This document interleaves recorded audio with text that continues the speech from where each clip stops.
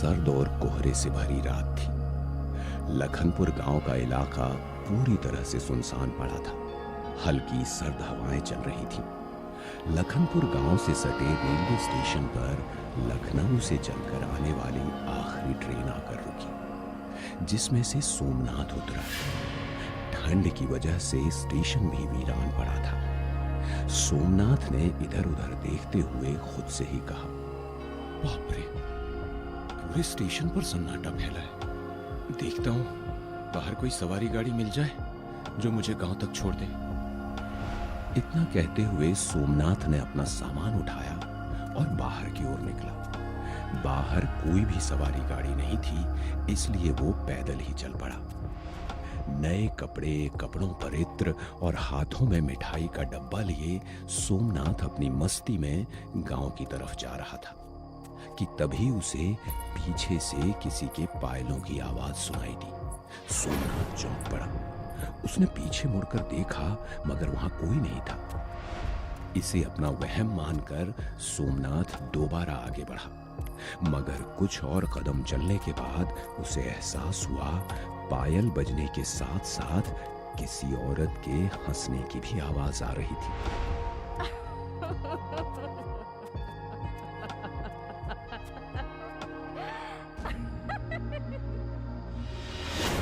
सोमनाथ फिर पलटा और अंधेरे में देखने की कोशिश करता हुआ बोला, कौन कौन मेरे साथ कौन चल रहा है? जो भी हो, सामने आओ।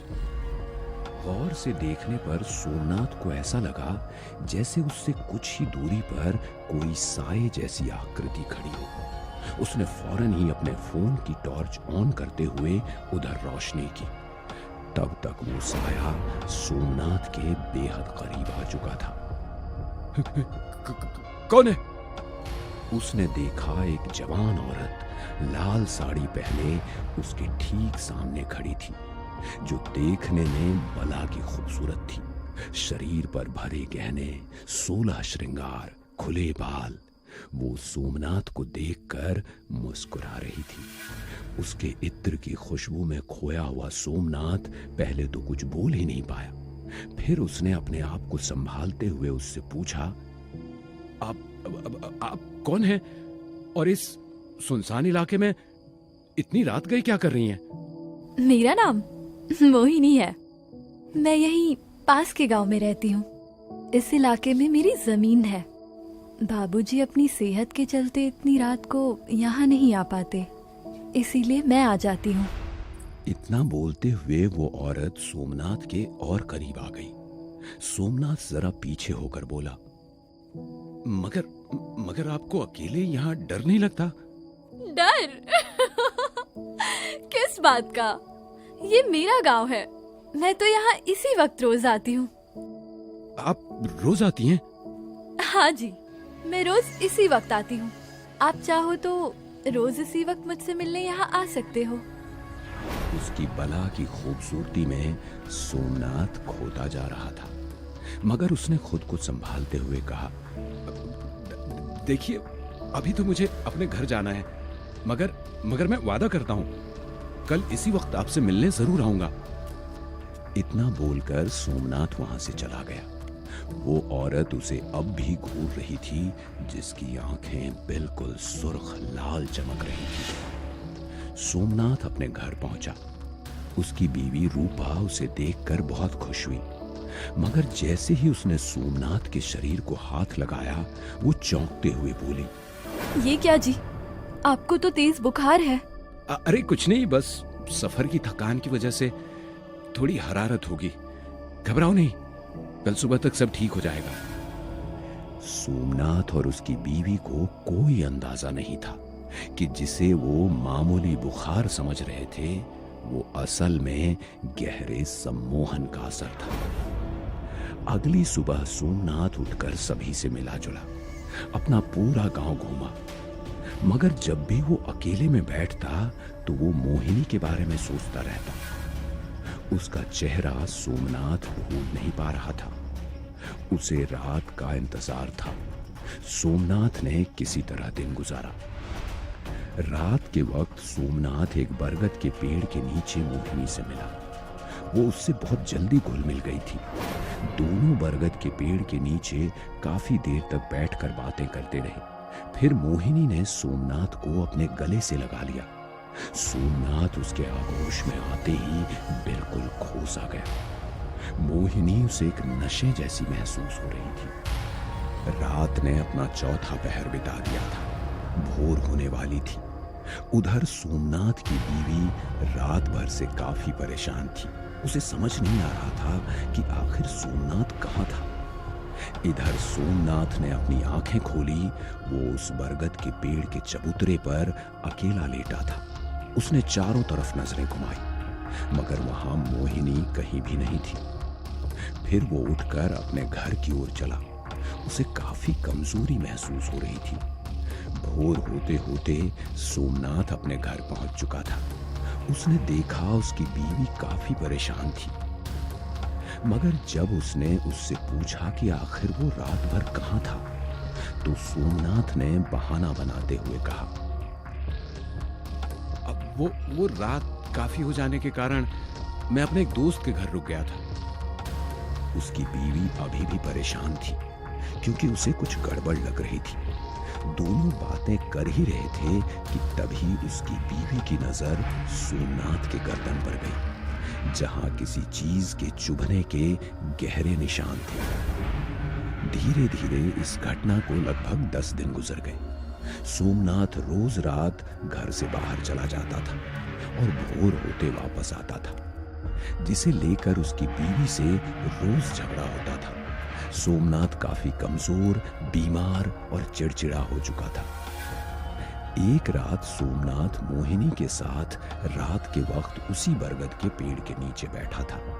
वो काफी कमजोर लग रहा था। उसने अपनी कांपती आवाज में कहा, मोहिनी, मेरी बीवी को शक हो चुका है। वो हम दोनों को कभी एक नहीं होने देगी। इसलिए मैं चाहता हूं कि तुम मेरे साथ शहर चलो। हम वहां साथ रहेंगे। इसकी जरूरत नहीं पड़ेगी सोमनाथ, क्योंकि आज के बाद तुम हमेशा के लिए मेरे हो जाओगे। इतना बोलते हुए उसने सोमनाथ को अपने गले लगाया। उसका चेहरा काफी डरावना नजर आ रहा था। उसने अपने नुकीले दांत सोमनाथ की गर्दन में चुभा दिए और उसका खून चूसने लगी। आज 11वां दिन था। मोहिनी उसके जिस्म पर कब्जा करने वाली थी। मोहिनी अपने पंजे धंसाकर उसका कलेजा बाहर निकालने की कोशिश करने लगी कि तभी उसे तेज झटका लगा और वो हवा में उड़ती हुई दूर जा गिरी। सोमनाथ होश में आते हुए दर्द से बुरी तरह कराह उठा और इस बार जब उसने मोहिनी को देखा तो उसके होश उड़ गए। मोहिनी एक खौफनाक डायन में बदल चुकी थी। मोहिनी दोबारा उठकर सोमनाथ पर हमला करने के लिए आगे बढ़ी कि तभी उसके सामने सोमनाथ की पत्नी रूपा आ गई, जिसने अपने हाथ में एक रुद्राक्ष की माला ले रखी थी और कोई मंत्र जाप कर रही थी।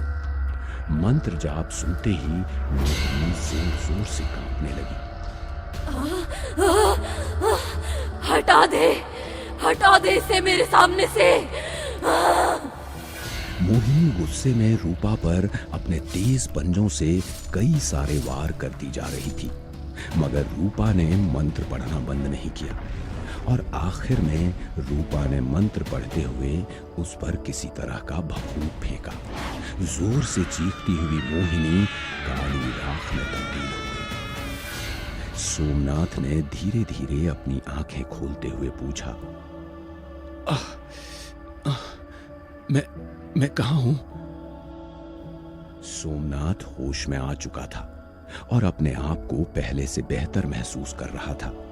उसके ठीक सामने उसकी बीवी रूपा बैठी हुई थी। अचानक सोमनाथ को सब याद आने लगा। वो डर से कांपते हुए बोला, रूपा, मोहिनी, वो एक डायन है। वो मुझे मार देगी। रूपा ने सोमनाथ को शांत किया, फिर कहा, वो एक सम्मोहिनी डायन थी जो अक्सर मर्दों को अपना शिकार बनाती है। इसका ठिकाना अक्सर बरगद या फिर इसी तरह के पेड़ों पर होता है। जो भी मर्द इनके सम्मोहन में फंस जाता है, ये उनके खून का एक एक बूंद पी जाती हैं और अंत में उनके शरीर पर हावी हो जाती हैं। ऐसी आत्माएं रात के वक्त इत्र या फिर मिठाई जैसी मोहक चीजों से आकर्षित होती हैं। उस रात को आपके साथ भी यही हुआ था। मगर तुम्हें इसके बारे में कैसे पता चला? मैंने तुम्हारी गर्दन पर उसके दांतों के निशान देखे थे। फिर एक रात मैंने तुम्हारा पीछा किया और मैंने तुम्हें उस बरगद वाले पेड़ के नीचे एक काली परछाई से लिपटा हुआ देखा। मैं काफी डर गई थी। मैंने इसका हल मंदिर वाले बाबा से पूछा, तो फिर उन्होंने मुझे पूरे 10 दिन का जाप करने के लिए कहा और उस डायन से मुक्त कराने का रास्ता बताया, और फिर मैंने वही किया। सोमनाथ अभी भी सदमे में था, जिससे उबरने में उसे कुछ वक्त लगा। अब उसने रात में सफर और किसी अनजान पर भरोसा न करने की कसम खा ली थी। मगर उत्तर भारत के जंगलों और बागों में मौजूद किसी बरगद या फिर पीपल के पेड़ पर बैठी सम्मोहिनी आज भी अपने अगले शिकार का इंतजार कर रही है।